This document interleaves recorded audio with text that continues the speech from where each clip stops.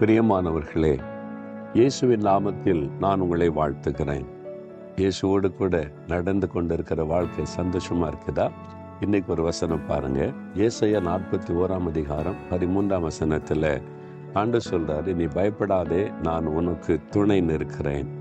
ஆங்கில வேதாந்தத்தில் சொல்லி இருக்கிறது, fear not, I will help you.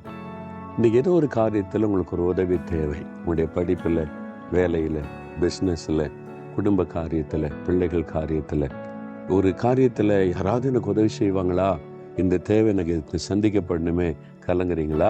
ஆண்டவர் சொல்கிறாரு, நான் உனக்கு உதவி செய்கிறேன், ஐ வில் ஹெல்ப் யூ, நான் உனக்கு துணை நிற்கிறேன், பயப்படாதேன்னு சொல்கிறார். பயப்படாதங்க, கலங்காதுங்க, இயேசு உங்களுக்கு துணை இருக்கிறார். காரியம் ஜெயமாக தான் முடியும், தேவை சந்திக்கப்படும். இயேசுவே எனக்கு துணை நிற்கிறக்கா ஸ்தோத்திரம்னு மாத்திரம் சொல்லுங்கள்.